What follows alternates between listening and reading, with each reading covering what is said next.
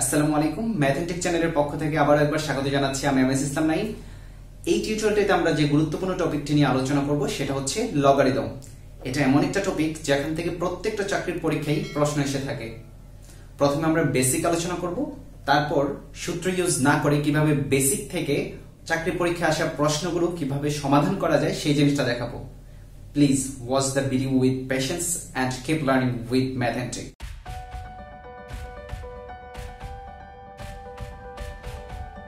আসসালামু আলাইকুম সুপ্রিয় শিক্ষার্থী, সবার কাছে প্রথমে একটি অনুরোধ থাকবে যে আপনারা মনোযোগ দিয়ে শেষ পর্যন্ত ভিডিওটি দেখবেন।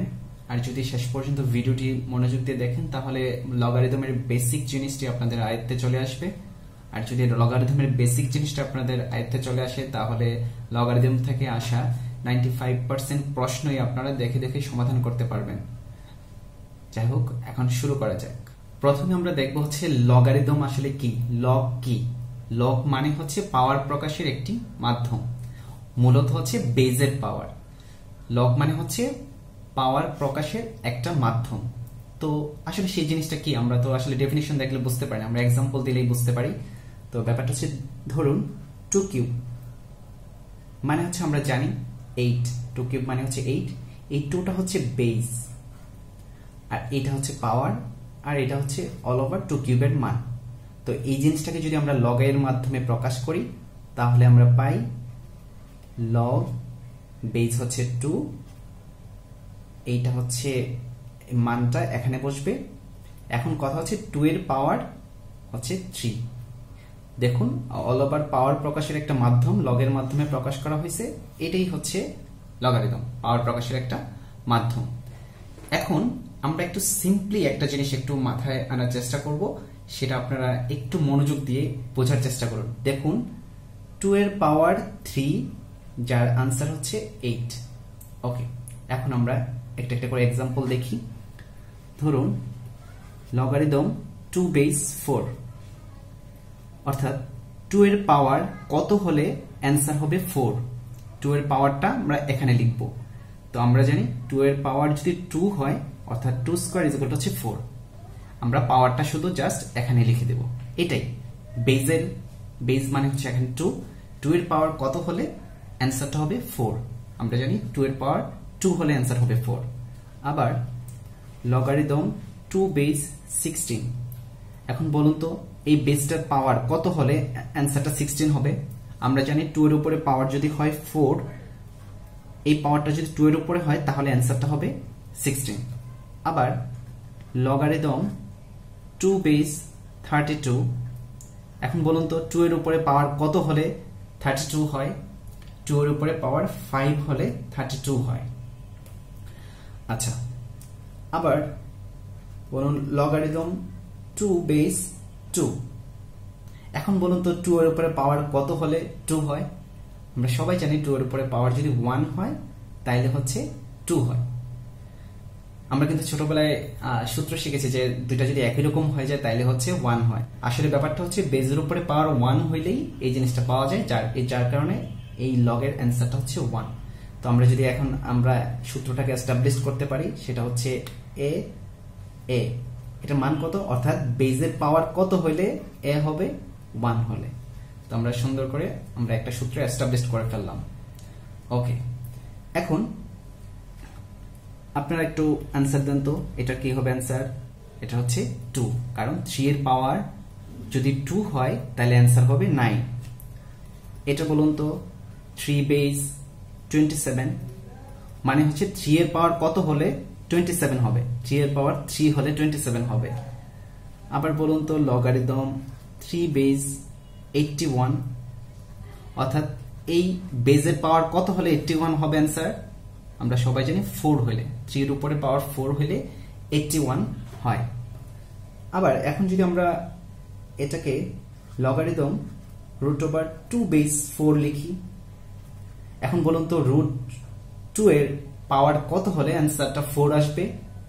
তো আমি বলে দিতে পারি সেটা হচ্ছে 4। তো সেটা কিভাবে, আমরা জানি 2 কে যদি আমরা স্কোয়ার করি তাহলে 4 পাওয়া যায়।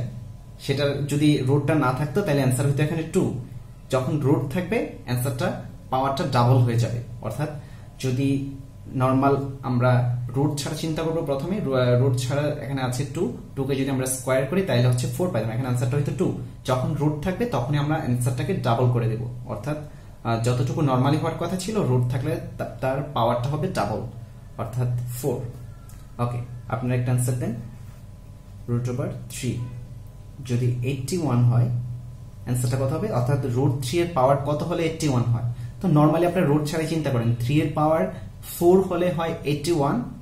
এখন রুট আছে যেহেতু অ্যান্সারটা হবে 8। আশা করি সবাই বুঝতে পারছেন। এখন আমরা আরেকটা এক্সাম্পল দেখি, সেটা হচ্ছে log 4 base 2।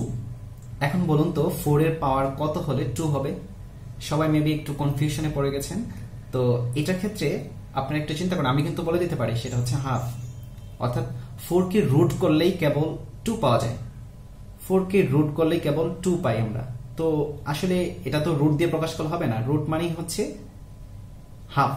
4 two the power half মানে হচ্ছে 2, অর্থাৎ 4 এর উপরে যদি হাফ হয় তাহলে হচ্ছে 2 পাওয়া যায়।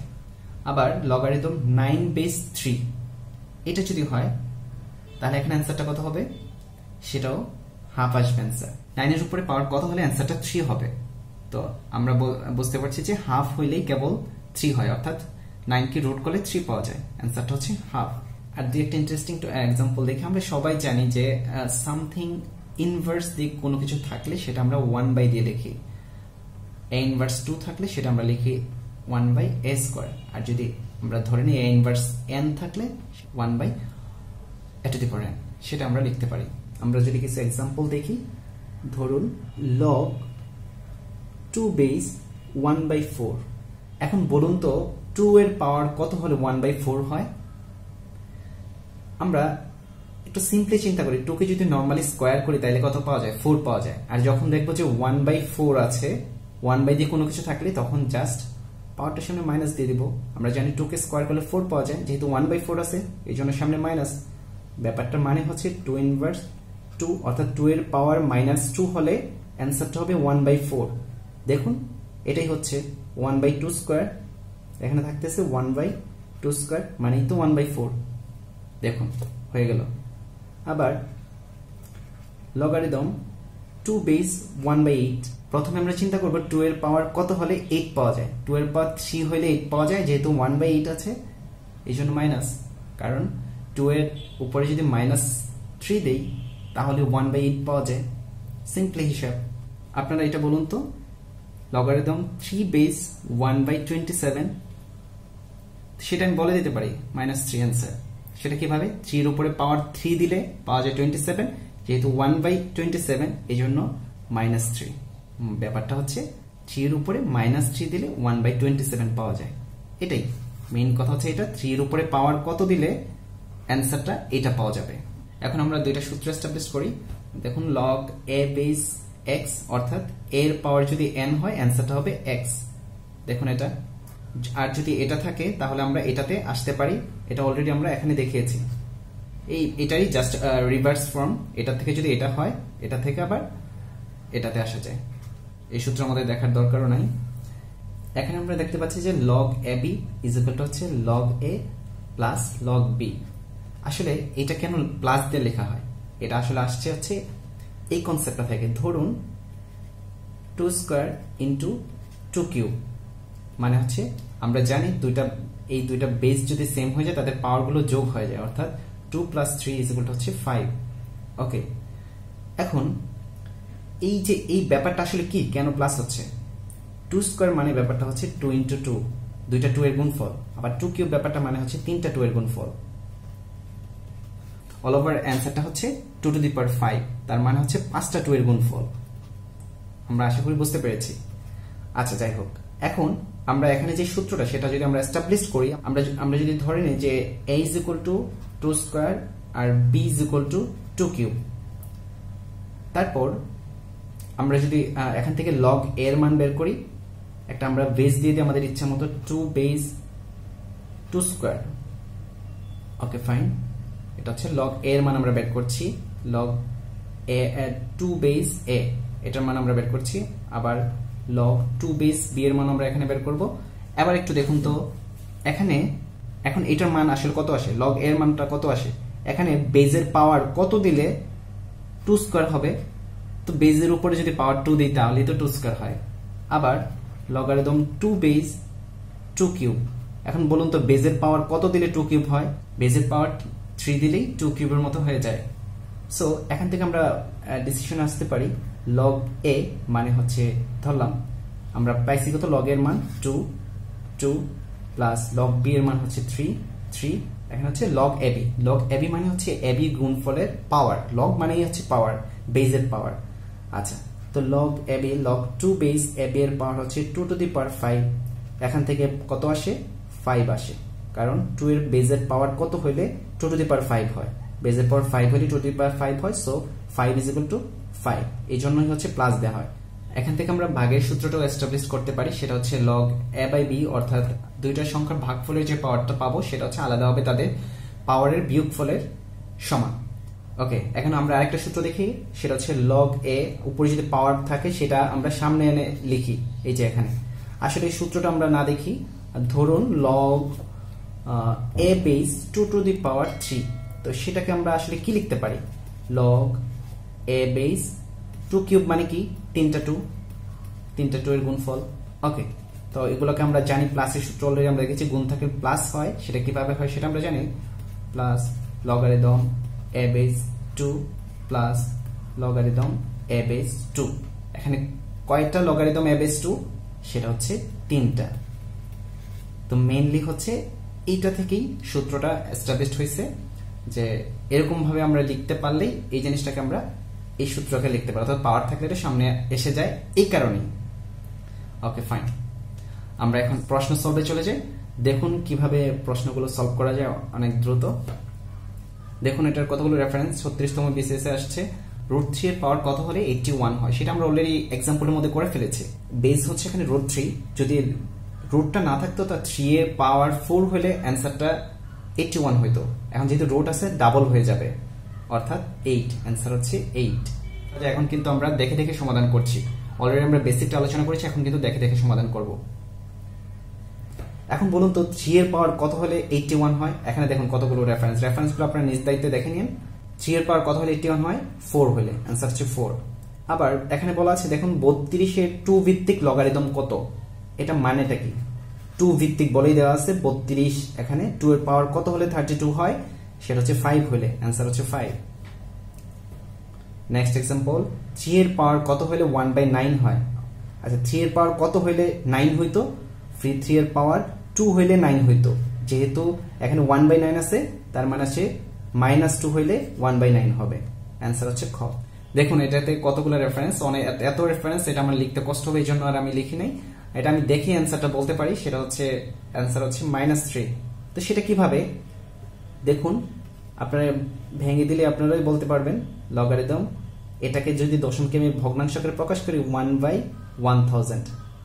তো এবার বলুন তো 10 এর পাওয়ার কত হলে 1000 হয়? 10 এর পাওয়ার 3 হলে 1000 হয়, এখানে যেহেতু 1/1000 এই জন্য হচ্ছে -3, মানে হচ্ছে 10 এর পাওয়ার যদি -3 হয় তাহলে 1/1000 হয়।